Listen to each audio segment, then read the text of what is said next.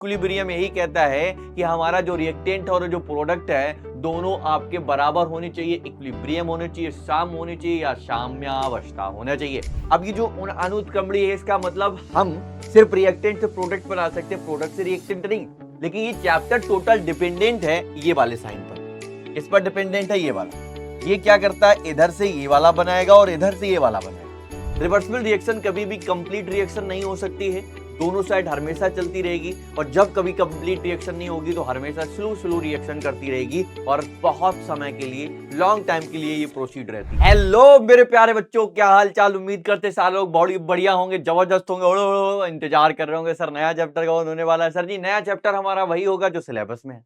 कितना सिंपल सी बात है सर। तो इसमें सोचना ही क्या कि जो आपके पास चैप्टर है वो हमारे पास है इक्विलिब्रियम। अच्छा, इक्विलिब्रियम से चीजें तो समझ में आती हैं कि अगर कोई व्यक्ति हमारा दोस्त है और हम उसके खास दोस्त हैं तो इससे ये चीज तो समझ में आती है गुरुजी कि जो अगर दोनों में बराबर की साझेदारी हो तो वही तो हमारा पार्टनरशिप अच्छा होगा।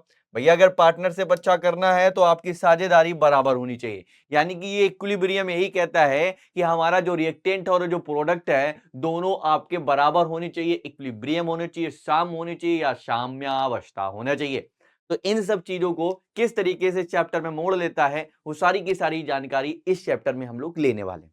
दूसरा, मैं आपको बता दूं कि जितनी भी चीजें हम बात करते हैं कि हम वन शॉट चीजें पढ़ रहे हैं, वन शॉट की वो सारी चीजें जो इंपॉर्टेंट रोल प्ले करती हैं, जो हमारा सिर्फ और सिर्फ 1 घंटे का मकसद है और 1 घंटे में एक चैप्टर को उड़ाना है। इसका मतलब है कि वो सारा इंपॉर्टेंट सेक्शन उस 1 घंटे में कवर होगा। हालांकि आप जानते हो कि 1 घंटे में चैप्टर को खत्म नहीं किया जा सकता। वो सारी की सारी चीजें आपकी कम से कम 12 से 15 घंटे एक चैप्टर ले लेता है। लेकिन प्रॉब्लम ये नहीं है कि 12 से 15 घंटा में पढ़ाया जाए, प्रॉब्लम ये है कि आपको एग्जाम में अच्छा कैसे बनाया जाए। तो ये इंपॉर्टेंट है मेरे लिए। बाकी आइए भाई एक एक बात को हम करते हैं डिस्क्राइब और सारी बातें होंगी आज। सबसे पहले हम बात करते हैं टॉपिक्स की। तो टॉपिक आप जानते हो सर वो सारे इंपॉर्टेंट टॉपिक्स होंगे, इंपॉर्टेंट है ना, वो सारे महत्वपूर्ण इसमें टॉपिक आपको देखने को मिल जाएंगे जो आपकी एग्जाम के लिए कैसे होंगे बेटा, यूजफुल होंगे। तो बेटा मन लगाकर ध्यान से सुनिएगा, सारी की सारी चीजें हम लोग इसमें कवर अप कर लेंगे, ठीक है। चलो पहली बात आती है सर जी, जो हमारे बात आती है कि सर हमारे पास जो रिवर्सिबल रिएक्शन होती है वो क्या होती है। सर रिवर्सिबल रिएक्शन की एक सिंपल सी फंडा है कि अगर जो आपको देखो, एक होता है हमारे पास ये वाला साइन होता, तो ये वाला हमारा होता है इररिवर्सिबल। क्या होता है बेटा, इररिवर्सिबल, इरिवर्सिबल होता है। इसको हम कहते हैं अनुउत्क्रमणी, अनुउत्क्रमणी। इसको क्या कहते हैं, अनुउत्क्रमणी। ये हमारा अनुउत्क्रमणी है बेटा, है ना, अनुउत्क्रमणी है। अब ये जो अनुउत्क्रमणी है इसका मतलब हम सिर्फ रिएक्टेंट से प्रोडक्ट बना सकते हैं, प्रोडक्ट से रिएक्टेंट नहीं। लेकिन ये चैप्टर टोटल डिपेंडेंट है ये वाले साइन पर। किस पर डिपेंडेंट है, ये वाला। ये क्या करता है, इधर से ये वाला बनाएगा और इधर से ये वाला बनाएगा। कहानी बस इतनी है कि यानी कि a reaction which take place the is simultaneous या simultaneous the both forward and backward, यानी कि आपकी आगे और पीछे दोनों साइड से चलेगी, वो सारी की सारी रिएक्शन उत्क्रमणी रिएक्शन की कैटेगरी में आएगी। ऐसी अपक्रिया जो समान परिस्थितियों में अग्रिम तथा पश्च दोनों अपक्रियाओं में एक साथ संपन्न होती हैं, वो सारी की सारी रिएक्शन हमारी कैसी होती हैं, उत्क्रमणी होती है, रिवर्सिबल होती है।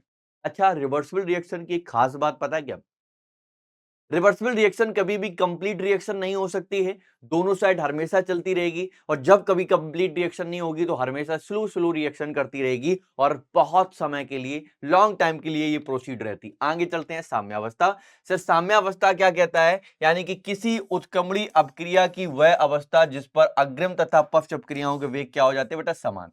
यानी कि the state of reversible reaction and the which the velocity of the forward and backward reaction becomes equal two is called equilibrium. यानी कि जब बैकवर्ड और फॉरवर्ड रिएक्शन दोनों एक साथ कैसे हो जाते बेटा, समय एकदम बराबर हो जाते। लाइक जैसे मैं आपको एक ड्रॉ करके एक बनाता हूं, जैसे ये बेटा हमारे पास टाइम है यानी कि हमारा पास समय है, और ये हमारे पास है अभिक्रिया की दर। अभिक्रिया की दर की बात करें यानी कि रेट ऑफ रिएक्शन की बात करें, हम रेट ऑफ रिएक्शन की बात करें तो यहां पर एक ग्राफ खींच सकते हैं हम। एक ग्राफ बना रहे बेटा, क्या है बेटा, ग्राफ है। ये ग्राफ क्या कहता है, ध्यान से सुनिएगा। अगर हम किसी रिएक्शन को चलाना चालू करते हैं, यहां पर रखे हुए हमारे रिएक्टेंट है और ये जो रिएक्टेंट है बेटा, जिसको आप लोग अभिकारक कहते हो, ये हमारे अभिकारक, ये जो भी हमारे अभिकारक हैं, है ना बेटा, चलना शुरू करेंगे। मान लेते हैं यहां तक पहुंचे, फिर इस तरीके से बने, ध्यान सुनना, यहां तक चले फिर इस तरीके से बन गए। अब इसी तरीके से जो हमारे प्रोडक्ट बनेंगे, प्रोडक्ट भी कुछ इस तरीके से आता है और यहां पर मिल जाता है। प्रोडक्ट भी हमारा कुछ यहां तक आएगा और इस तरीके से यहां पर आके मिल जाएगा। तो अगर आप देखोगे तो ये आंगी को चले था, इसलिए हम इसको बोलेंगे अग्र अभिक्रिया। अग्र अभिक्रिया यानी कि इसको हम बोलेंगे फॉरवर्ड रिएक्शन, फॉरवर्ड रिएक्शन के नाम से बोलेंगे। ये हमारा क्या होगा बेटा, फॉरवर्ड रिएक्शन होगा, है ना। और इधर से अगर हम देखोगे तो उल्टा आ रही है, तो इसको हम बोलेंगे पश्च अभिक्रिया। क्या बोलेंगे, पश्च अभिक्रिया, जिसको हम बोल सकते हैं बैकवर्ड रिएक्शन। क्या बोलेंगे, बैकवर्ड रिएक्शन के नाम से बोलेंगे। अब ध्यान से देखो, जब बैकवर्ड और फॉरवर्ड दोनों एक जगह पे इक्वल हो जाते हैं, इसको ही हम लोग कहते हैं, क्या कहेंगे भाई, इसको ही हम बोलेंगे इक्विलिब्रियम। इसको ही हम लोग क्या बोलेंगे, इक्विलिब्रियम। इसको ही हम इक्विलिब्रियम बोलेंगे। साम्या, साम्या, साम्यावस्था के नाम से जानेंगे, ठीक है ना। तो साम्यावस्था समझ में आया।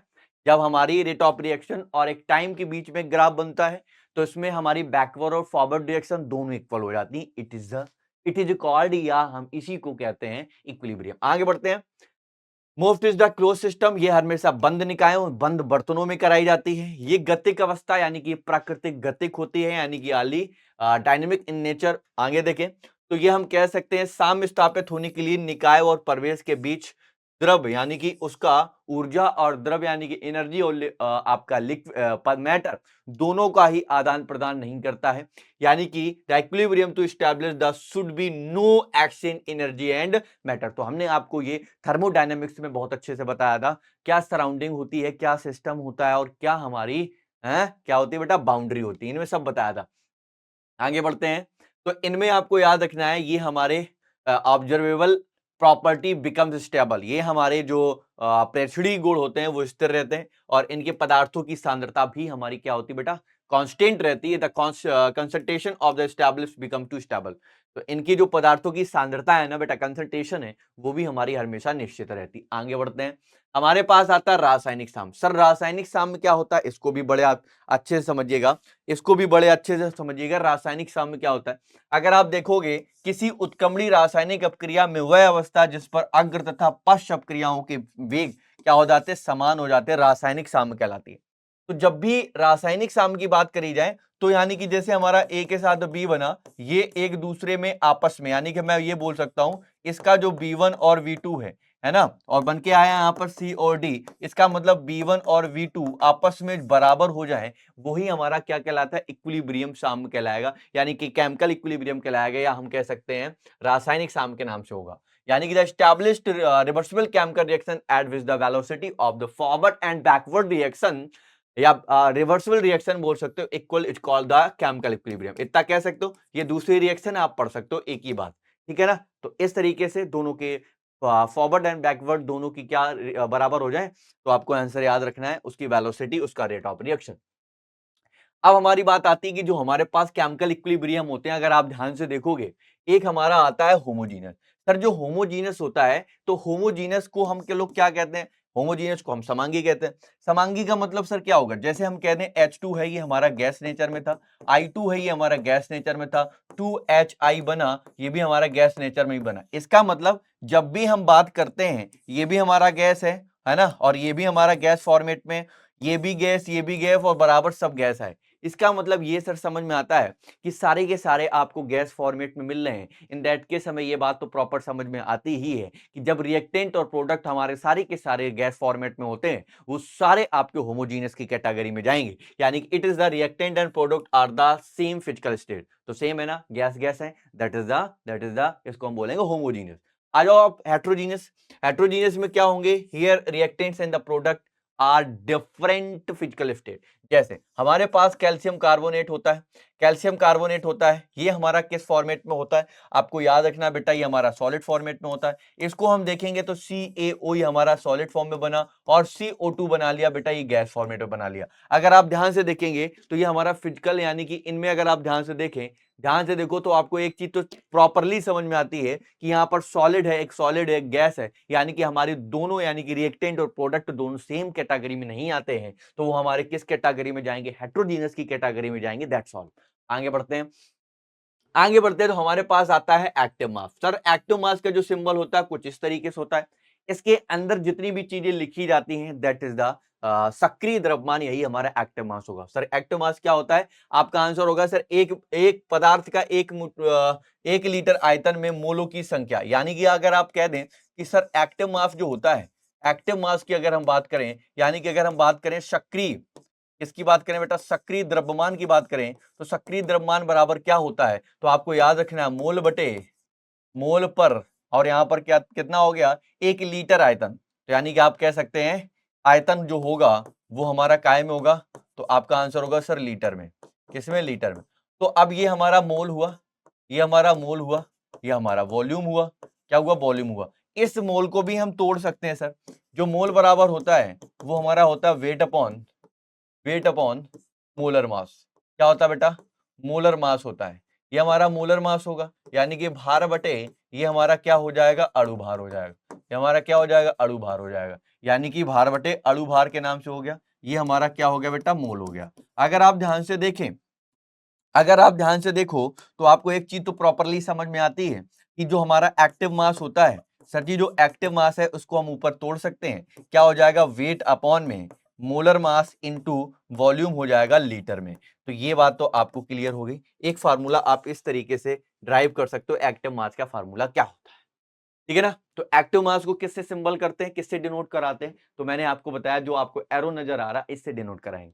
और आगे बढ़ते हैं, अब हमारे पास आता है द्रव अनुपाती का क्रिया नियम। देखो ये नियम एक तरीके से रियली वास्तविक नहीं माना जाता है, सैद्धांतिक रूप में माना जाता है।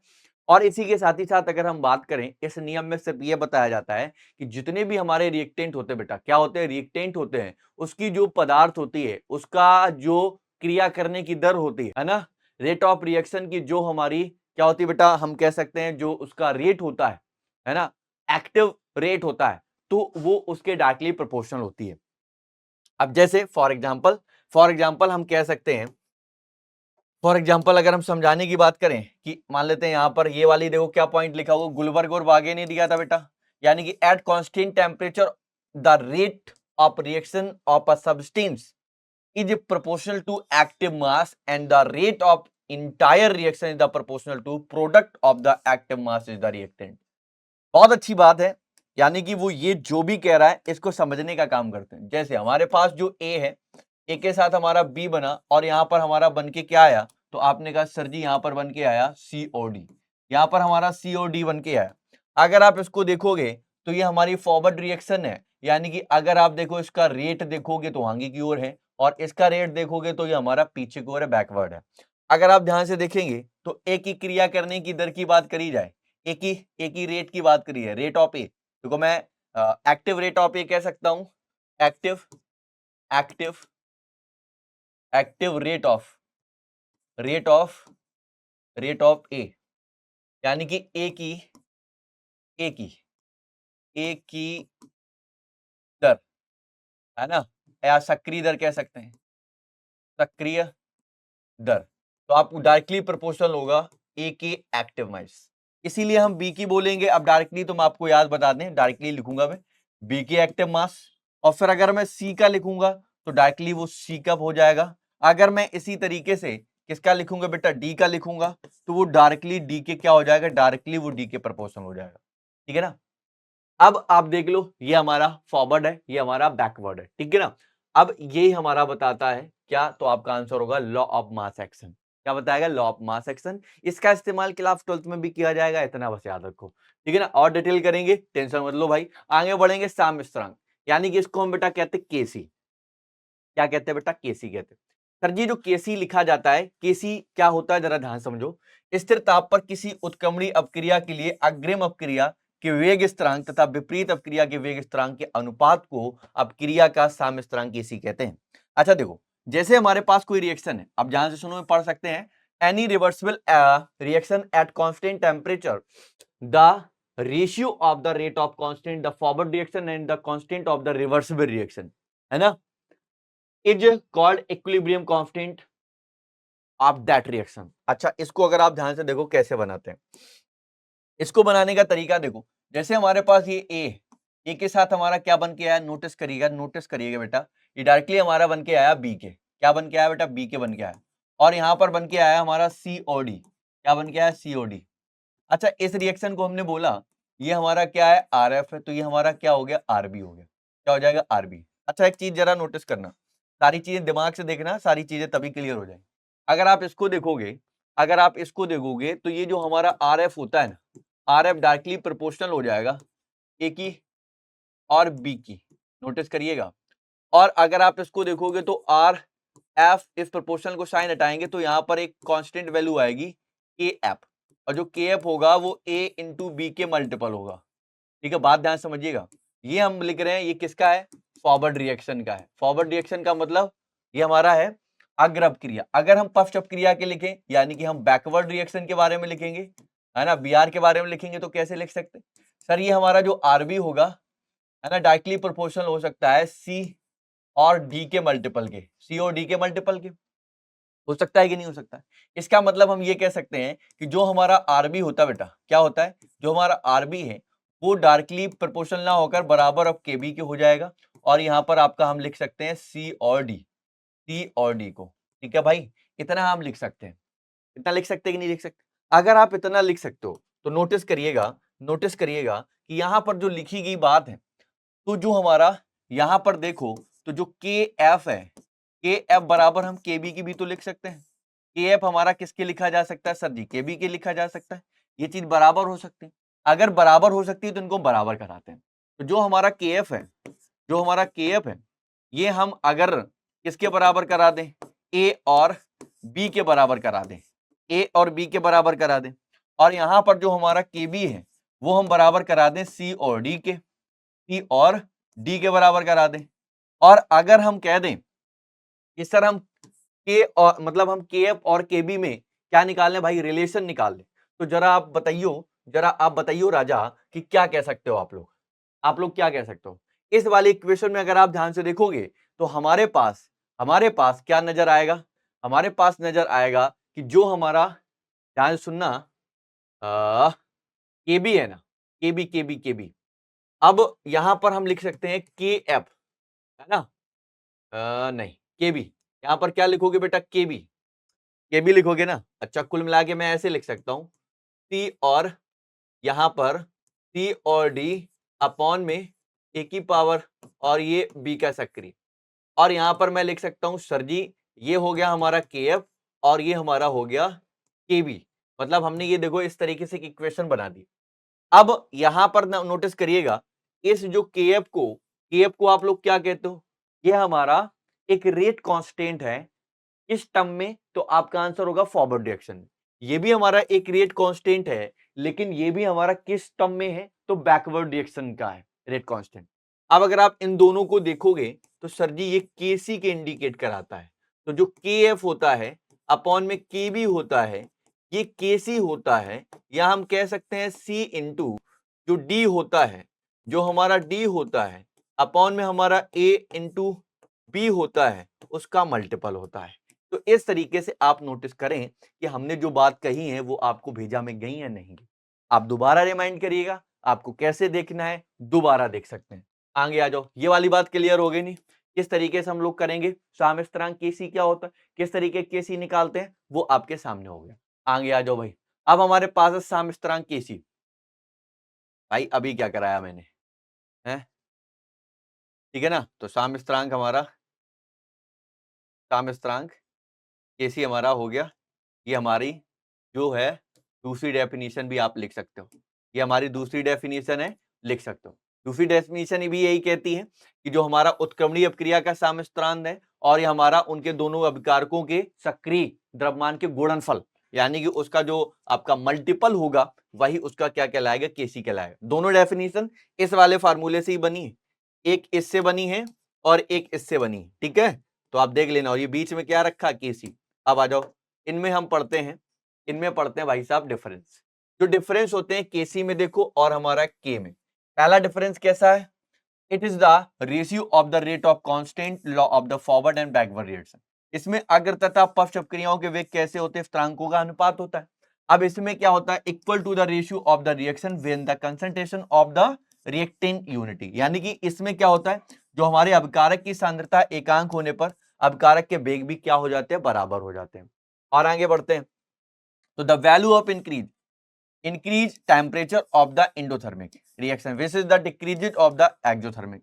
यानी कि अगर इसका हम टेम्परेचर बढ़ाते हैं तो वो ऊष्मा शोषी बन जाएगी और उसका जो है रेट ऑफ रिएक्शन बढ़ता है, जबकि अगर ऊष्मा छेपी होगी तो उसका रेट ऑफ रिएक्शन हमारा कम हो जाएगा। इसमें देखो, the value of generally increasing the width of the increasing temperature, अगर इसका ताप हम बढ़ा देते हैं तो साम्य इसके सामान्यता क्या हो जाएगा भैया, वो भी अपने आप में के बढ़ जाएगा, ताप बढ़ाने पर बढ़ता है। इधर देखो, इसका मान उत्प्रेरक की उपस्थिति पर प्रभावित नहीं करता है। The value is not affect in the presence of catalyst, catalyst पे कोई फर्क नहीं पड़ता है। लेकिन यहां पे देखो, it is the value increase in the presence of catalyst, इसमें अगर हम कैटलिस्ट लाते हैं तो इसमें फर्क पड़ेगा, ठीक है। और आगे बढ़ते हैं, और अगर हम आगे बढ़ते हैं तो हमारे पास है, इसका मान प्रारंभिक दाब की सांद्रता पर निर्भर नहीं करेगा। यानी कि the value does not depend only the initial pressure concentration. और इसमें एक पॉइंट और देख लो, इसमें केवल उत्क्रमणीय अपक्रिया के लिए ही ज्ञात किया जा सकता है। उत्क्रमणी का मतलब समझ लो, रिवर्सिबल रिएक्शन ही कर सकते हैं। It can be obtained only the reversible reaction. तो ये रिवर्सिबल होगी तो ये वाली हमारी कैसी होगी भैया, एनी रिएक्शन हो सकता है, कोई भी। और ये वाला देखो, it is the value does not depend on the pressure concentration, यानी कि ये मान दाब और सांद्रता पर आदि पर निर्भर नहीं करता है। और आगे आ जाओ, केपी तथा केसी में संबंध है, तो केपी और केसी में संबंध है तो आप वैसे भी कर सकते हो, हमें इसकी कोई भी आवश्यकता नहीं है। हम एचडब्ल्यू छोड़ दें क्या, बताओ, कर लोगे कि मैं करवा दूं? देखो करवा देता हूं। तो मैं कहता हूं कि हमारे पास कोई एक रिएक्शन है, बड़े आराम से करना पड़ेगा, पूरे बोर्ड भर जाएगा। जो हमारे पास एक ए है, ए के साथ अगर हम बी को जोड़ते हैं तो यहाँ पर हमारा COD आता है। क्या आता है, COD आता है। इस COD को अगर आप ध्यान से देखोगे तो यही हमारा क्या बनता है, तो यही हमारा बनता है, ध्यान से देखना, ये RF बनेगा और बनेगा KF, ये बनाएगा हमारा RB और हमारा क्या बनेगा, तो आपका आंसर होगा ये बनेगा KB। अब देखो, सबसे पहले हम लोग लिखते हैं, सबसे पहले हम लोग लिखते हैं KC को। जब बेटा हम KC लिखते हैं तो इसको लिखेंगे और इनटू लगाएंगे और D को लिखेंगे, फिर इनटू लगाएंगे अपॉन में, फिर A को लिखेंगे और फिर हम इसको लिखेंगे B को। ये केसी होता है, लिखना बताया, ये लिखना बताया बेटा, ये हमारा क्या हो गया A, और इसको हम डाल देंगे इक्वेशन नंबर फर्स्ट। अब लिखो बेटा केपी। केपी देखो कैसे लिखते हैं, केपी कैसे लिखते हैं, केपी का मतलब होता है, आप P लगाओ, है ना, PC इंटू ये हमारा हो गया PD अपॉन में PA into PB, PB, P और फिर इसके साथ हमने लगा दिया B। अगर नोटिस करो, अगर नोटिस करो कि यहां पर रिएक्टेंट में इसके पहले हम कोई मॉलिक्यूल लगा देते, अगर हम यहां पर A, इसका B, इसका C, इसका D लगा देते तो कुछ नहीं करना होता, उसकी घात लगा देते।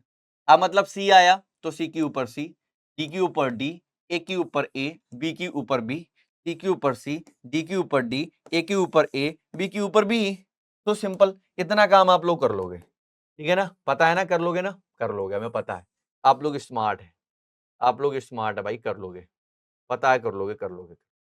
अब देखो आपको क्या करना है, आइडियल इक्वेशन लगाना है, आइडियल इक्वेशन लगाना है, पीवी बराबर एनआरटी, आपने पढ़ा ही होगा। लेकिन जो हमारा आइडियल इक्वेशन लगता है, आदर्श गैस समीकरण लगाते हैं, ideal equation, ideal equation, ideal equation जब आप लगाओगे तो P बराबर CRT होता है। अगर हम P बराबर CRT कह सकते हैं तो P बराबर MRT कह सकते हैं और P बराबर MRT भी कह सकते हैं, कह सकते हैं ना। अगर हम P बराबर CRT कह सकते हैं, P बराबर MRT कह सकते हैं, तो इसका इस्तेमाल हम यहां करेंगे। अब देखो जरा नोटिस करना, अगर हम PC बराबर T लिख रहे हैं तो यहां पर आपको लिखना पड़ेगा T की पावर C और RT की पावर C। नोटिस करना, ठीक है। फिर मैं लिख सकता हूं PD की पावर D बराबर आप लिखोगे D की पावर D, D की पावर बेटा कितना D और RT की पावर D, ठीक है। हम और भी लिख सकते हैं, हम लिख सकते हैं P A की पावर A बराबर A की पावर A और RT की पावर बेटा जी A। फिर हमारा होगा P B की पावर B, यानी कि आप लिखोगे B की पावर B और RT की पावर भी B, ठीक है ना। ये जितने भी इक्वेशन आपको नजर आ रहे हैं, ये सारे के सारे इक्वेशन आप समीकरण, इसमें इक्वेशन नंबर 2 नहीं डाली, इक्वेशन नंबर 2 में टिपका दो इसमें। और जब आप इसमें चिपकाओगे ना, जब आप इसमें चिपकाओगे, आओ चिपकाते हैं, तो आप लिखोगे सर जी केपी बराबर इसमें लिखोगे टी की पावर सी और आर टी की पावर सी इंटू डी की पावर डी और आर टी की पावर डी। आराम आराम से लिखोगे, गलती मत करना, ध्यान से देख लेना, 2 बार देखना, गलती होनी नहीं चाहिए, एग्जाम में पूछा जाता है। अब इसमें आ जाओ पी ए की पावर ए, पी ए की पावर ए क्या होगा, ए की पावर ए और आर टी की पावर बेटा जी ए, इंटू लगाओ। और इसी के साथ हम लोग क्या लिखेंगे, बी, है ना, बी की पावर कितनी बेटा बी और आर टी की पावर क्या करोगे बी। खत्म। तो ये वाला पॉइंट क्लियर हो गया, यहां तक की बातें क्लियर हो गई होंगी। अगर आपकी यहां तक बातें क्लियर हैं तो जद्दोजहद पूरा कंप्लीट करके जाएंगे। यहां तक की बात क्लियर। अब जो नोटिस करना, ये वाला पॉइंट, ये वाला पॉइंट, ये वाला पॉइंट, ये वाला पॉइंट, इन सबको एक साथ लिख लो। अब मैं कह सकता हूं सर जी जो केपी है ना, थोड़ा और लिख लेते ऊपर से, जो केपी है ना, यहां पर क्या हो जाएगा, टी के पावर मतलब सी और हमारा क्या है डी की पावर डी और हमारा क्या है आर टी की पावर सी और आर टी की पावर डी, इतना लिख लो, अपॉन लगा दो। फिर लिखोगे डी की पावर डी, है ना, सॉरी डी कहां से आ गया ए की पावर ए, बी की पावर बी और हमारा आर टी की पावर ए और आर टी की पावर बी। इतना हो गया, इतना हो गया ना। अब देखो नोटिस करना, ये वाला जो पॉइंट देखने को मिल रहा है आपको, ये वाले पॉइंट नोटिस करो। कौन वाले पॉइंट सर जी, ये वाले पॉइंट नोटिस करो, ये वाले, ये केसी नहीं दिख रहा आपको सर जी, केसी तो दिख ही रहा है। अगर केसी दिख रहा है तो इसको करो केसी, केपी बराबर क्या हो गया केसी के, और ये हमारा देखो आरटी है ना, सेम पावर है तो इनको जोड़ देते हैं। आरटी की पावर कर देंगे हम सी प्लस डी और अपॉन में कर देंगे आरटी की पावर ए प्लस बी। क्लियर है ना राजा। अब हम क्या करेंगे, भाग में घाते घट जाती हैं, सेम है, सेम है ना, सेम है, अगर सेम है तो घटा देंगे, तो हम बोलेंगे केपी बराबर केसी के और ऊपर गया आरटी की पावर, आप लगा दो सी प्लस डी माइनस ए प्लस बी, ठीक है ना। अब देखो अब क्या करोगे, अब क्या करोगे, तो लिखोगे केपी बराबर केसी के, अब एक काम कर लेते हैं, एक काम कर लेते हैं, जो सी प्लस डी है और माइनस ए प्लस बी है बराबर इनको लिख लो डेल्टा एन। तो एक डायरेक्टली फार्मूला बना सकते हैं हम लोग, क्या बेटा, केपी बराबर केसी और ये हमारा हो जाएगा आरटी की पावर डेल्टा एन। अगर आपसे कोई ये पूछ देता है कि सर जी डेल्टा एन क्या है, तो डेल्टा एन देखो आप लोग बता लोगे, हमें पता है डेल्टा एन बताओगे आप। जो डेल्टा एन होता है वो हमारी concentration of product, concentration of product minus concentration of reactant, यानी कि उत्पादों की सांद्रता माइनस अभिकारकों की सांद्रता कराओगे तो वो हमारा डेल्टा एन आएगा। तो ये इंपॉर्टेंट है, ये इस तरीके से एग्जाम में पूछा जाता है, इसलिए इन बातों को बड़े ध्यान से रखते हुए इसको आप अपनी कॉपी में जहन में बिठा लीजिएगा। एग्जाम में पूछे जाने की प्रोबेबिलिटी बहुत ज्यादा होती है, ठीक है ना। तो केसी और केपी बड़ा ही अच्छा रिलेशन है, मजा आ गया भाई, बोर्ड भर गया, ठीक है भाई, अपनी कॉपी पे अच्छे से नोट डाउन कर ले। आगे बढ़ते हैं, लास्ट आते लिए, यानी कि ये भैया क्या कहते हैं, ये कहते हैं if the any factor such the temperature pressure the concentration is a change and the equilibrium state of the reversible reaction then the equilibrium state the displaced in the direction which is the effect of change in the mode ends. इसका मतलब वही कह रहा है, जब reaction हमारी चल रही होगी, मान लेते हैं इधर रिएक्शन थी ए और बी, इस साइड चलना शुरू हुआ, सी और डी बन के आया, यानी कि जो हमारी बेटा अभिकारक होते हैं जिस भी डायरेक्शन में या उत्पाद जिस भी डायरेक्शन में जाकर प्रॉपरली रुक जाते हैं, वहीं पर अपक्रिया कंप्लीट मानी जाती है। ठीक है ना, बस इतनी बात है, बाकी कुछ नहीं। आगे आ जाओ। इनकी कुछ चेंज है, जैसे कंसंट्रेशन में चेंज। अगर कंसंट्रेशन हम बढ़ा देते हैं बेटा, कंसंट्रेशन इंक्रीज कराओगे तो याद रखना जो हमारी रिएक्शंस है वो हमारी कहां जाएगी बेटा, यानी कि वो हमारी फॉरवर्ड रिएक्शन में पूरी तरीके से सेट हो जाएगी, है ना। और उत्पादों की सांद्रता बनाने पर वो विपरीत हो जाएगी, उसका उल्टा हो जाएगा। और आगे बढ़ते हैं। दाब बढ़ा देते हैं, इफेक्ट ऑफ चेंजमेंट ऑफ या इफेक्ट ऑफ प्रेशर। तो उसमें देखोगे बेटा कि अगर दाब बढ़ा देते हैं तो हमारी जो इक्विलिब्रियम की साइड है वो हमारी दिशा किस साइड में होगी बेटा, जिस साइड में उसकी अणुओं की संख्या यानी कि नंबर ऑफ मॉलिक्यूल घट रहे होंगे उस जगह पर वो पहुंच जाएगी। यानी कि on increasing the equilibrium shift in the direction in which the number of molecule decrease. ठीक है ना, जिस साइड मॉलिक्यूल घटेंगे वही साइड चला जाएगा। टेम्परेचर में देखो, अगर हम यहाँ पर इंक्रीज ऑफ टेम्परेचर बढ़ाते हैं तो यानी कि दिशा उस साइड में विस्थापित हो जाता है जिस साइड हमारी रिएक्शन होगी वो हमारी एब्जॉर्प्शन रिएक्शन होगी, यानी कि जहां पर आपको इंडोथर्मिक होगा उस साइड आपकी स्टैब्लिश हो जाएगी। ठीक है ना, आगे बढ़ते हैं। उत्प्रेरक देखो बेटा, इफेक्ट ऑफ आपका कैटलिस्ट। कैटलिस्ट क्या कहता है, कैटलिस्ट पे भैया इसका कोई भी फर्क नहीं पड़ता, कैटलिस्ट हो या ना हो। आगे बढ़ते हैं। आगे आता है हमारे पास है इनर्ट गैसेस। इनर्ट गैसेस की इफेक्ट ऑफ इनर्ट गैसेस। बेटा इनर्ट गैसेस क्या होता है, वहां पर काम आएगा जहां पर आपके नंबर ऑफ मॉलिक्यूल क्या होते हैं बेटा, कम होते हैं, वहां जाकर उनको पूरा कर देता है और फिर से आपकी रिएक्शन क्या होती है बेटा, उस दिशा में ही, उस डायरेक्शन में एस्टैब्लिश हो जाएगी। आगे बढ़ते हैं। हमारे पास आता है इलेक्ट्रोलाइट। सर इलेक्ट्रोलाइट क्या होता है, सर इलेक्ट्रोलाइट का मतलब सिंपल सी भाषा ये है कि इलेक्ट्रोलाइट का मतलब ये हमारे पास एक इलेक्ट्रोड डली, एक इलेक्ट्रोड ये डली, इसमें भरा हुआ कोई बिलियन भरा हुआ है, दोनों इलेक्ट्रोड हमने डाल दी, एक हमारे पॉजिटिव तार से, एक हमारा पॉजिटिव तार है वायर है, एक हमारा निगेटिव वायर है, इन दोनों को हमने ऐड ऑन करा दिया इसके साथ। अब एक चीज आप दिमाग में लगाओ और बसाओ कि सर जी जब हम पॉजिटिव और निगेटिव के साथ इनको अटैच करा देंगे, ठीक है ना, तो इसके अंदर जो भी होगा आयंस में ब्रेक हो जाएगा। जैसे NaCl है, NaCl ब्रेक होगा Na पॉजिटिव Cl नेगेटिव में, दैट इज द इलेक्ट्रोलाइट। यानी कि वो सारे के सारे पदार्थ, केमिकल पदार्थ जो वाटर में डिजोल्व होने के बाद गलित अवस्था में आयनों में ब्रेक हो जाते हैं, break into the ions, that is the electrolytes. ठीक है ना, आगे बढ़ते हैं। सर जो इलेक्ट्रोलाइट होंगे वो हमारे, याद रखना, वो हमारे इलेक्ट्रिक के कंडक्टर्स होंगे और इनमें हमारे पाए जाते हैं फ्री इलेक्ट्रॉन्स, और जो ठोस अवस्था में विद्युत के क्या हो जाते हैं, क्या हो जाते हैं, नॉन कंडक्टर्स हो जाते हैं। यानी कि वही NaCl नॉन कंडक्टर है, बट हमने उसको जब इलेक्ट्रोलाइट कराया तो वो हमारा कंडक्टर बन गया। ठीक है, आगे बढ़ते हैं। आगे हमारे पास है प्रबल और दुर्बल, यानी कि हमारा स्ट्रॉन्ग इलेक्ट्रोलाइट और आपका वीक इलेक्ट्रोलाइट। इन दोनों में बेटा डिफरेंसेस है, इन डिफरेंसेस को आप प्रॉपर वे में देख सकते हैं क्या है क्या नहीं है। ठीक है बेटा, आ जाओ। आप जरा नोटिस करो, यानी कि they ionised completely in the aqua solution, यानी कि जलीय विलयन में पूर्ण रूप से आयनित होंगे। ये हम बात कर रहे हैं स्ट्रॉन्ग की। और आगे देखो, the amount of ionization and the velocity ionization high, यानी कि आयनन की मात्रा और आयनन का वेग इसमें दोनों ही क्या होते हैं, अधिक होते हैं। इनमें देखो वीक में बेटा, वीक में होता है, जलीय विलयन में बहुत कम आयनित होते हैं बेटा, very light ionization in aqueous solution.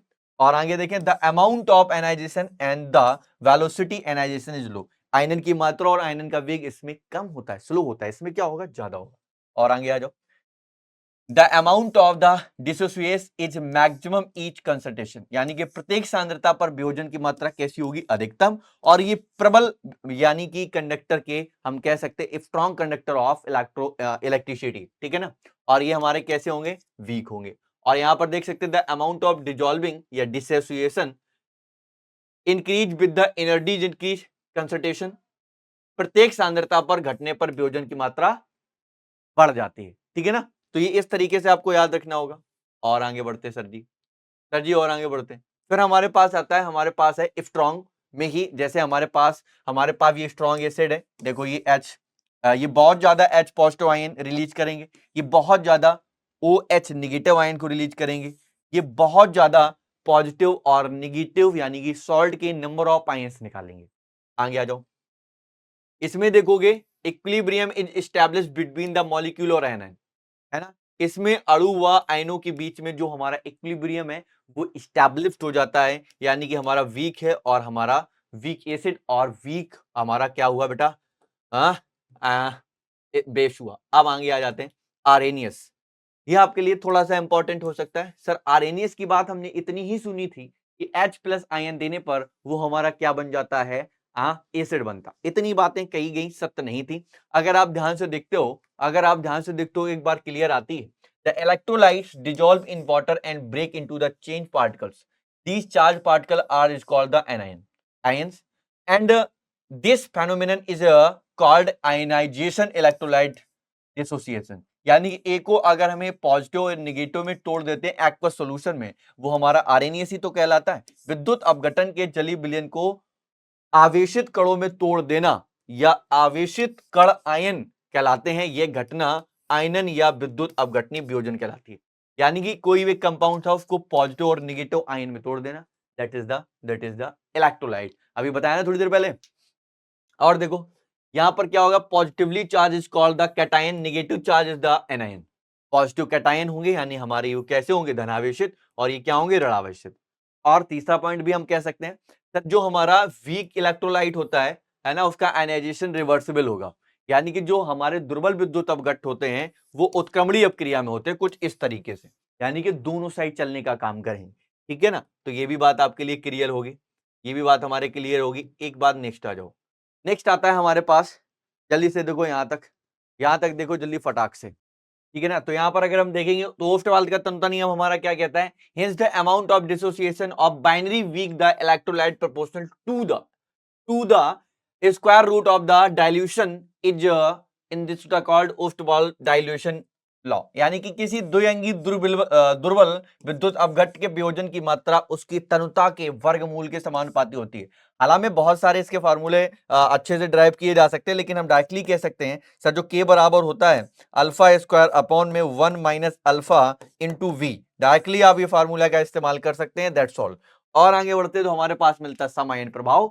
Sir समायन प्रभाव क्या कहता है, तो आप कह सकते हैं in the presence of strong electrolyte. तो यहां पर आप कह सकते हैं the presence of strong electrolyte with the iso ions, the amount of ionization and the velocity of ionization of the weak electrolyte decrease. The phenomenon is called the common ion effect। यानी कि सम ion वाले प्रबल विद्युत अपघट्ट की उपस्थिति में दुर्बल विद्युत अपघट्ट के आयनन की मात्रा कम व वेग घट जाते हैं। इस घटना को समायन प्रभाव कहते हैं। क्या कहते हैं बेटा, समायन प्रभाव कहते हैं। समायन प्रभाव का मतलब समझते हैं, जैसे मैं बोल दूं कि हमारे पास NH4OH है, अगर यहां पर देखोगे तो NH4 पॉजिटिव OH नेगेटिव बनेगा। इसी को हम कहते हैं NH4Cl है, और अगर आप देखें तो इसको अगर देखेंगे तो NH4 positive plus Cl negative मिलेगा। अगर आप ध्यान से देखें तो ये आपका समायन है, क्योंकि दोनों में आपका पॉजिटिव और नेगेटिव सेम है। ठीक है, चलो आगे बढ़ते हैं। तो हमारे पास मिलता है, देखो ये मैंने यार यहां पर लिख देना है, ठीक है ना, सेम सेम बात जो हमने यहाँ बोली थी। यहाँ पर NH4 positive plus OH negative, यहाँ पर NH4 positive plus Cl negative, ये सारे के सारे कैसे होंगे, आपके आइसो इलेक्ट्रोलाइट होंगे, यानी कि सम होंगे। ठीक है बेटा, तो यहाँ पर आप भी लिख सकते हो। ठीक है ना, आगे देखो, आगे हमारे पास है विलेयता गुणनफल। सर जो विलेयता गुणनफल होता है वो क्या होता है, स्थिर ताप पर किसी विद्युत अपघट्ट के संतृप्त विलयन में उपस्थित आयनों के सक्रिय द्रव्यमानों के गुणनफल। सर जो हमारा KSP होता है, सॉल्युबिलिटी प्रोडक्ट होता है, वो हमारा A का पॉजिटिव का सक्रिय द्रव्यमान एक्टिव मास और B के सक्रिय द्रव्यमान यानी कि B का एक्टिव मास डायरेक्टली एक दूसरे के क्या होते हैं भैया, मल्टीपल में होते हैं, है ना। तो आप कह सकते हैं the product of active mass and ion और of the present in saturated solution of the electrolyte concentration temperature is called the solubility product of the electrolyte. वही इलेक्ट्रोलाइट का सॉल्युबिलिटी क्या कहलाता है, सॉल्युबिलिटी प्रोडक्ट यानी कि विलेयता गुणनफल कहलाता है। सो सिंपल यार, कितनी छोटी छोटी बातें। अब आ जाओ अम्ल में। सर जी अगर हम अम्ल की बात करें, आर्हेनियस कॉन्सेप्ट क्या कहता था कि यानी कि अम्ल वे पदार्थ होते हैं जो जल में घुलकर H प्लस आयन देते हैं। यानी कि acid are those substance which are dissolving in the water to liberate H plus ion. यानी कि जैसे HCl है, इसको हम ब्रेक करेंगे तो वाटर में घुलकर ये H पॉजिटिव और Cl नेगेटिव बन जाएगा।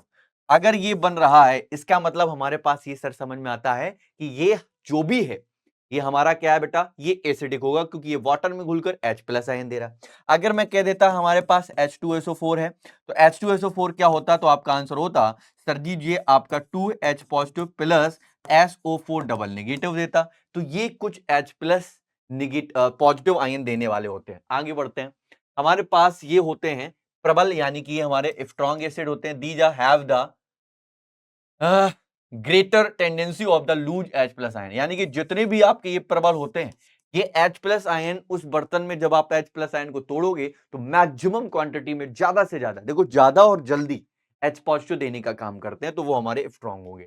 आगे आ जाते हैं, हमारे पास क्या होता है, तो आज याद रखना टाइप्स ऑफ एसिड। सर जो आपके ये देखे हैं वीक, वीक दिख रहे हैं ना, दुर्बल।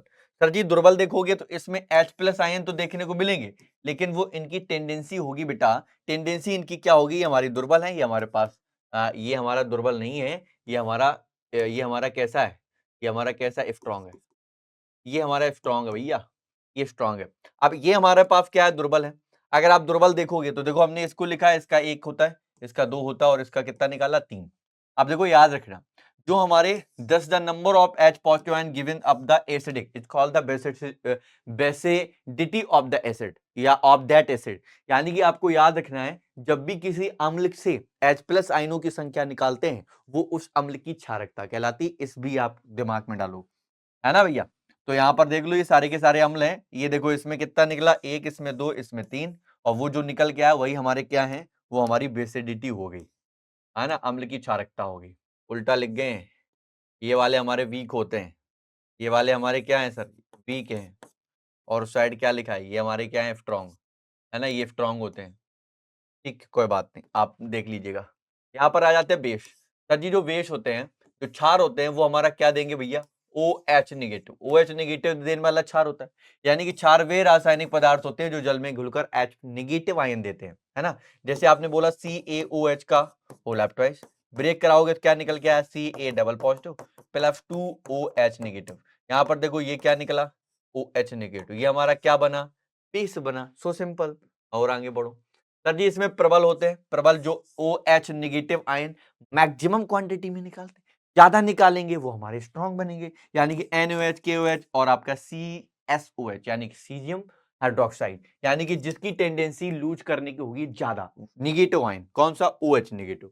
आगे बढ़ो भाई, जैसे ही आप आगे बढ़ोगे तो इसी तरीके से हमारा हो गया वीक एल्कलाई, यानी कि दुर्बल क्षारक। ये हमारा क्या बना, H2 3 3, यानी कि आप देख लेना, there is the number of difference between, है ना, between the alkali is called the acidity. यानी कि जो हमारे क्षार होते हैं बेटा, क्या होते हैं, क्षार होते हैं ना, तो इसमें तो हमारा 2 रहेगा ना, OH का होल हाफ ट्वाइस है ना। आप याद रखना, जो हमारे क्षार होते हैं, तो क्षार के OH नेगेटिव आयन की संख्या को उस क्षार की अम्लता कहते हैं, उस बेस की एसिडिटी कहते हैं।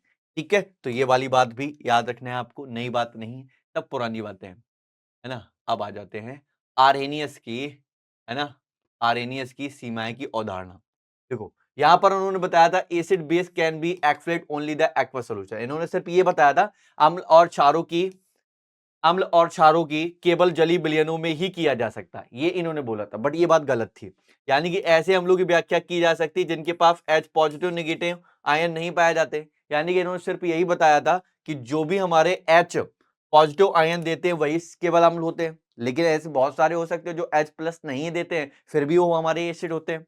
दूसरा, ऐसे क्षारकों की व्याख्या की जा सकती थी जिनके पास OH नेगेटिव नहीं है, लेकिन फिर भी उन्होंने ये बताया था सिर्फ और सिर्फ हमारा वही हमारा एसिड हो सकता है जो H प्लस देगा, OH नेगेटिव वही, वो मतलब बेस वही होगा जो OH नेगेटिव होगा। ये भी बात इनकी गलत थी। एग्जाम्पल आपके सामने आप देख सकते हैं, ठीक है भाई, आप एग्जाम्पल देख सकते हैं। जो बात कह के गए थे उल्टा बोल गए थे। अब इधर आ जाओ, ये आए थे ब्रॉन्स्टेड लॉरी। ब्रॉन्स्टेड लॉरी की जो थ्योरी है, कॉन्सेप्ट है, वो क्या कहता है ना, ठीक है ना। ब्रॉन्स्टेड लॉरी, ब्रॉन्स्टेड लॉरी कहते हैं, देखो भाई, अम्ल वे पदार्थ होते हैं जो H मतलब जो हमारे प्रोटॉन होते हैं वो H पॉजिटिव को क्या करते हैं बेटा, त्याग दें। वो हमारे क्या करते हैं, H पॉजिटिव आयन को त्यागने का काम करते हैं, है ना, क्या करते हैं बेटा, त्यागने का काम करते हैं। जैसे हमारा N, ये हमारा NH4 है ना, NH4 है बेटा, NH4 पॉजिटिव है, इसको अगर हम त्याग दें तो हमारा एक H निकल सकता है। अगर ये एक H निकल सकता है तो ये अपने आप में क्या बना सकता है, NH3 बना सकता है। और लेकिन अगर आप ध्यान से देखें, इसने अपना क्या निकाल दिया बेटा, तो आपका आंसर होगा H पॉजिटिव आयन त्यागा है। जब वो H पॉजिटिव आयन त्यागेगा तो वो हमारा एसिड बनेगा। ये कहानी को नहीं इन्होंने बताई। तो अगर हम देखें कि जो हमारी अम्ल की प्रबलता है बेटा, अम्ल की प्रबलता, ध्यान से देखना, अम्लों की प्रबलता की बात की जाए तो नंबर ऑफ H पॉजिटिव यानी कि H प्रोटॉनों की संख्या जितनी ज्यादा से ज्यादा निकाली जाएगी वही उसकी क्या कहलाएगी, एसिड कहलाएगी। तो ये एक आपके लिए नई बात होगी, है ना। और देखो ब्रोमस्टेड लॉरी ने क्या बताया, इसके बहुत सारे एग्जांपल हो सकते हैं, आप अपनी कॉपी पे देख सकते हैं, किताबों में बहुत सारे लिखे हुए हैं। नहीं आता है तो फिर बताएंगे, लेकिन आपको डाउट कमेंट में बोले होंगे, सर जी क्या बात नहीं समझ में आई, हम डाउट बिल्कुल आपको बताने की कोशिश करेंगे। देखो क्या लिखा है, लिखा गया हमारे सामने, जो जल होता है, जल में ये आघुलनशील होते हैं। आघुलनशील पदार्थों के अम्लीय और क्षारीय लवणों को स्पष्ट किया जा सकता है, ठीक है ना। तो यानी कि the acidic alkali proportional of water insoluble substance can be explained, यानी कि on this basis ions can also is called the acidic और बेस, यानी कि इसके आधार पर आयनों को अम्ल या क्षारक कहा जाता है। It can also explain acid and base in aqua solution, यह अम्ल व क्षारक की व्याख्या जलीय विलयन में कर सकता है। जलीय विलयन में इनकी व्याख्या की जा सकती थी सर। और आगे आओ, ब्रॉन्स्टेड लॉरी की कुछ सीमाएं। कुछ सीमाओं में अगर हम ध्यान से देखें तो पहली सीमा क्या कहती है, अनेबल टू एक्सप्लेन, है ना, अप्रोटोनिक एसिड एंड बेस, यानी कि जैसे BF3 है, BCl है, बोरॉन, क्या भैया है, BCl2, AlCl3, और इधर आप ध्यान से देखेंगे, अप्रोटोनिक अम्लों और क्षारकों की व्याख्या करने में असमर्थ रहे, मतलब जिसमें प्रोटॉन नहीं निकल रहे, ये भी फ्लॉप हो गए। धातु और अधातु ऑक्साइड की प्रकृति की व्याख्या करने में भी ये असमर्थ रहे, और हमारे अप्रोटोनिक विलायकों को बारे में नहीं बता पाए, जो विलायक हमारे पदार्थों की व्याख्या नहीं कर पा रहे थे, यानी कि unable to explain the nature of metal and non metal, ठीक है ना, और unable to explain the nature of substance in a protonic solvent. तो इन सभी के बारे में ना बताने वाले थे, जिसको हम कहते थे ब्रॉन्स्टेड लॉरी। ब्रॉन्स्टेड लॉरी यहां पर फ्लॉप हुए। और आगे बढ़ते हैं, अब आते हैं हमारे पास लुईस अवधारणा। सर जी लुईस अवधारणा क्या कहती, अगर इलेक्ट्रॉन के युग्म को, जो इलेक्ट्रॉन के युग्म को, यानी कि pair of electron, pair of electron, pair of electron, जो इलेक्ट्रॉन के पेयर को क्या करता है बेटा, खींचता है ना, और इलेक्ट्रॉन के पेयर को क्या करेगा भैया, देगा। जो देगा, देखो ध्यान से सुनो, ध्यान से सुनो, जो ग्रहण करेगा लुईस एसिड, जो प्रदान करेगा वो लुईस बेस, यानी कि लुईस एसिड लुईस बेस का कॉन्सेप्ट समझ में आया। जो इलेक्ट्रॉन के पेयर को क्या करेगा, लेगा, लुईस एसिड, जो देगा लुईस बेस। ये बात भी आप अपने दिमाग में रखो, क्लास 12th में काम आएगी। आगे आओ, आगे हमारा आता है हमारा लुईस अवधारणा की विशेषताएं। विशेषताएं क्या है, पहला पॉइंट देखो, ये अम्लीय व क्षारीय लक्षणों को स्पष्ट करने के लिए प्रोटॉन की उपस्थिति आवश्यक नहीं है, यानी the presence of proton is not necessary explain the acidic and basic character, यानी कि जरूरी नहीं है कि वो एक्सप्लेन किया जा सके। इसके अनुसार किसी भी पदार्थ की प्रकृति विलायक पर निर्भर नहीं करती, यानी कि according to this the nature of substance does not depend on the solvent, solvent पर डिपेंड नहीं करेगी। यह निर्जलीय विलायकों पर भी लागू होता है, यानी कि it this also applied the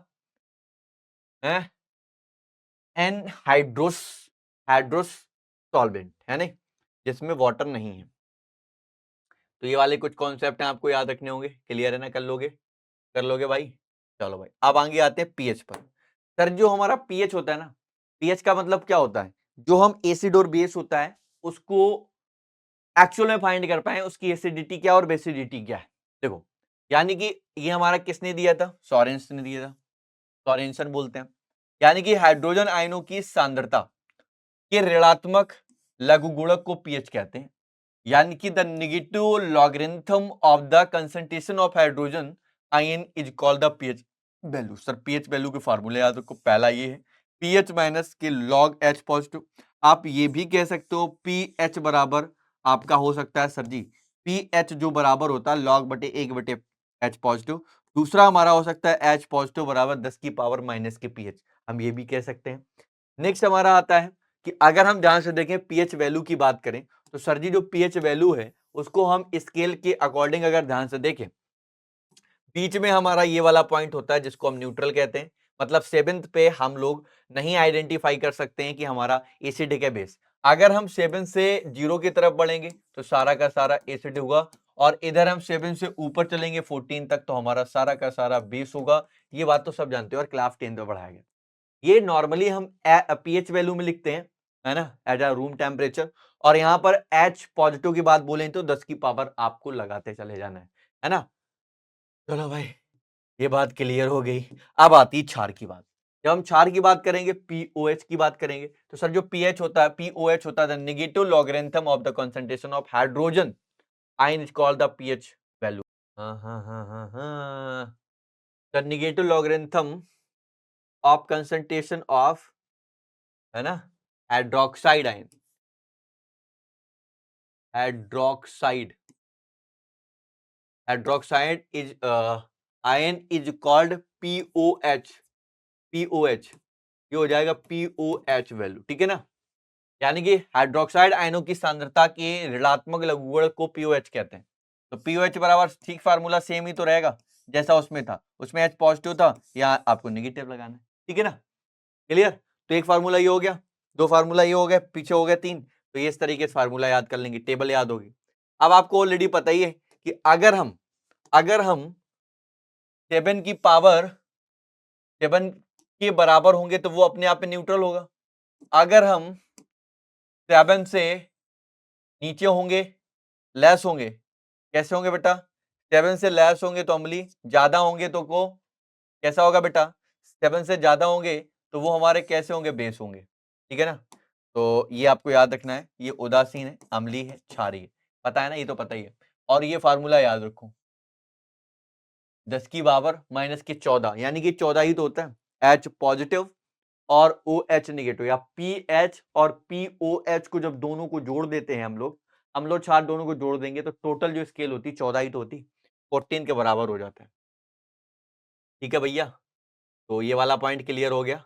अब नेक्स्ट आता भैया बफर विलेन। बफर विलेन बोलो या हम इसको बोलते हैं प्रतिरोधक, क्या बोलते हैं इसको, प्रतिरोधक बोलेंगे भैया, प्रतिरोधक विलेन। बफर विलेन ज्यादा पूछा जाता है। तो बफर विलेन कुछ नहीं होता है, यानी कि कोई एक सॉल्यूशन है, उसमें अम्ल और क्षार अल्प मात्रा में मिलाए जाए, अल्प मात्रा में, कम कम थोड़ी थोड़ी मात्रा में मिलाया जाए, और उसके पीएच मान में कोई भी परिवर्तन ना हो, तो ऐसा विलेन बफर विलेन कहलाएगा। यह विलेन की जो घटना होगी वो बफर क्रिया कहलाएगी। यानी कि अम्ल और क्षार की थोड़ी थोड़ी मात्रा मिलाने पर उसके पीएच स्केल में, जो हमारी पीएच होता है ना, पीएच स्केल में कोई भी चेंजमेंट ना आए, पीएच स्केल में कोई चेंजमेंट नहीं आएगा, बफर सॉल्यूशन होगा, है ना। when there is the no change in the pH value of the solution even after adding the small amount of the acidic or base, है ना, and then the such solution is called the buffer solution। Buffer solution कुछ नहीं है, बस simple सी बात है। अब आ जाओ बफर विलेन के कुछ हम टाइप भी देख सकते हैं। सर जी बफर विलेन के टाइप, सर बफर विलेन क्या होता है, एक होता है हमारा देखो सिंपल बफर विलेन। सिंपल बफर विलेन कहता है salt form the form weak acid they are the weak base, यानी कि दुर्बल अम्ल वे दुर्बल क्षार बना सकते हैं या लवण होते हैं। जैसे आपका ये है अमोनियम एसीटेट और हमारा कह सकते हैं अमोनियम कार्बोनेट, कुछ इस तरीके से हमारा बन सकता है। ये भी हमारा हो गया क्या, इसको हम बोलते हैं सिंपल बफर सॉल्यूशन। अब हमारा आ गया एक हो गया मिक्स, यानी कि मिश्रित, यानी कि दो भागों का मिश्रण, अर्थात दो भागों से मिलकर बनते हैं, है ना, दो भागों से मिलकर बनते हैं। यानी कि acidic buffer solution is weak plus salt from the reaction is the strong, यानी कि दुर्बल अम्ल और उसकी प्रबल क्षार के साथ अपक्रिया कराने पर एक लवण बनता है, तो वो हमारा मिश्रित होगा। कैसा होगा बेटा, मिश्रित होगा। इसी के साथ ही साथ आप देखो नंबर बी पे जो आपने लिखा है, जिसको आप क्षारीय बफर विलेन कहते हो, क्षारीय बफर विलेन क्या होगा, तो यानी कि दुर्बल अम्ल, सॉरी दुर्बल क्षार और उसकी प्रबल अम्ल के साथ अपक्रिया करा दी जाए। क्या करा दी जाए बेटा, हम उसको प्रबल अम्ल के साथ जोड़ दें। यानी कि ये हमारा हो गया NH4OH, फिर ये हमारा हो गया अमोनियम, फिर हो गया अमोनियम क्लोराइड को, तो एक अपने आप में देखेंगे ये हमारा क्या बन जाएगा, क्षारीय बफर विलेन बन जाएगा, क्योंकि यहां पर हम क्षारीय वाले पार्ट को जोड़ रहे हैं। अब हमारे पास आता है सॉल्ट आता बेटा। अगर हम सॉल्ट की बात करें तो सारे बच्चे जानते हैं कि सर सॉल्ट हम बचपन में पढ़े, बचपन क्या हाई स्कूल में पढ़ रहे थे, तो सॉल्ट हमें पढ़ाया गया था। अगर हमारा कोई एसिड है, एसिड के साथ हम बेस बनाते हैं, एसिड के साथ हम क्या मिलाते हैं, बेस बनाते हैं, तो हमारा सॉल्ट बन के आता था NaCl और वाटर निकल जाता था। इसको हम न्यूट्रलाइजेशन रिएक्शन के भी नाम से भी जानते थे, उदासीनीकरण अपक्रिया के नाम से जानते थे, है ना बेटा? जानते हैं क्या नहीं? देखो, एसिड को बेस के साथ जोड़ा, सॉल्ट और क्या निकल गया, वाटर, यानी कि HCl और NaCl बन गया। गुरुजी कुछ तो गड़बड़ कर दी है, गुरुजी ये वाली रिएक्शन यहाँ से ही लिख दी हमने। The compound substance formed by the reaction of acid and alkali with the water is called salt. It is a process is called neutralization, यानी कि वो कैसी होगी, न्यूट्रलाइजेशन होगी, यानी इसी वाली रिएक्शन को हम लोग कहते हैं उदासीनीकरण। क्या कहते हैं? यानी कि अम्ल और क्षार को मिलाया। अब आपको ये रिएक्शन ऐसे नहीं लिखनी, यहाँ पर लिखना है HCl प्लस NaOH बन के आया NaCl प्लस बन के आया H2O, है ना? अम्ल व क्षार की क्रिया के जल के साथ बनने वाले यौगिक या पदार्थ लवण कहलाते हैं। यह अपक्रिया या क्रिया उदासीनीकरण अपक्रिया कहलाती है। That's all. ये भी आपको हमें बताना चाहिए था और हमने बता दिया यार। और आगे आ जाओ। अब अगर हम बात करते हैं लवणों का जल अपघटन, यानी कि सॉल्ट ऑफ हाइड्रोलिसिस, सर इसका हम जल अपघटन कैसे कराएंगे? अगर आप ध्यान से देखो, when a salt is dissolved in water, the aqueous solution becomes acidic, alkaline or natural. Is the phenomenon is called the salt hydrolysis. यानी कि जब किसी लवण को जल में घोला जाता है तो जलीय विलयन अम्लीय, क्षारी या उदासीन हो जाता है। यह घटना लवण जल अपघटन कहलाती है। यानी कि जब आप किसी लवण को, यानी कि कोई भी हमारा सॉल्ट है, कोई भी सॉल्ट है, वो आप पानी के साथ घोल दो, है ना, पानी के साथ घोल दो, तो अब या तो 3 कंडीशन हो सकती हैं, या तो वो हमारा एसिड होगा, या तो हमारा बेस होगा, या तो वो हमारा न्यूट्रल होगा। कैसा होगा बेटा? न्यूट्रल होगा, यानी उदासीन होगा। तो ये हम नहीं पहचान सकते, ये हम जब डिजोल्व कराएंगे तभी उसकी कंडीशन पहचान सकते हैं, ऐसे हम बिल्कुल उसकी कंडीशन को वेरीफाइड नहीं करते। अब जैसे हमारा प्रबल अम्ल है एसिडिक, ये HCl है, ये हमारा H पॉजिटिव और Cl नेगेटिव में टूटेगा, है ना। ये हमारा देखोगे तो 2H positive plus SO4 double negative में टूटेगा। इसको तोड़ोगे तो H positive plus NO3 negative में टूटेगा, ठीक है ना। तो आपको ये ब्रेक करना भी आना चाहिए। ये हमारा प्रबल अम्ल है और ये हमारा प्रबल क्षार है। तो प्रबल अम्ल प्रबल क्षार क्या होते हैं? हमने आपको बताया था स्ट्रॉन्ग एसिड और स्ट्रॉन्ग बेस की सिर्फ और सिर्फ एक ही कंडीशन होती है, जब ये वाटर के साथ डिजोल्व कराए जाते हैं तो ये आप उनके जो आयंस होते हैं, यानी कि H पॉजिटिव और OH नेगेटिव, इनकी जो आयनाइजेशन की जो क्वांटिटी होती है वो बहुत ज्यादा होती है, बहुत ज्यादा मात्रा में निकलते हैं और बहुत जल्दी निकलते हैं। ये कंडीशन को देखते हुए हमारा स्ट्रॉन्ग और बेस मजबूत हो जाता है, ठीक है ना भाई। तो ये वाली बात हमारी क्लियर होगी यहां तक। और कोई बात रहेगी क्या? हाँ, जल्दी बताओ भाई। क्लियर है ना? सारी बात क्लियर है? चलो भाई, यानी कि क्लियर होगी। तो यहां तक की बातें सारी होंगी, सारी की सारी बातें हमने कंप्लीट कर दी हैं। आप अपनी कॉपी पे लिख कर लाएंगे। HW में देखो क्या क्या करने वाले हैं। सबसे पहले आपको केसी के बारे में पता होना चाहिए, फिर केसी एंड केपी में रिलेशन आना चाहिए, ठीक है ना। आपके बारे में, आपका जो एसिड है, एसिड के बारे में पता होना चाहिए, आपको बेस के बारे में पता होना चाहिए, आपको सॉल्ट के बारे में पता होना चाहिए यहां पर, ठीक है बेटा। और अब आप बात करते हैं जो हमारा केसी ऊपर हमने लिख ही दिया, केमिकल इक्विलिब्रियम हो गया, केसीएफएम संबंध हो गया, है ना। अब हमारे पास आता है ब्रोंस्टेन लॉरी के बारे में पता होना चाहिए। ब्रोंस्टेन लॉरी को आपको अच्छे से पढ़ना है। फिर आपको विलेयता गुणनफल, यानी कि विलेयता गुणनफल, सॉल्युबिलिटी, है ना, प्रोडक्ट के बारे में पढ़ना चाहिए, ये हमारा क्या होता है। फिर और अगर आप आगे पढ़ेंगे, है ना, जो भी आपके हमने एक दो रूल बताए थे, इन रूल के बारे में पढ़नी है, उनकी जो लिमिटेशंस हैं, है ना, लिमिटेशंस है बेटा, लिमिटेशन है, इनके बारे में आपको पढ़ना चाहिए। और हाँ, बस इतना वाला पार्ट तो आपके लिए बेहद इंपॉर्टेंट बन जाता है।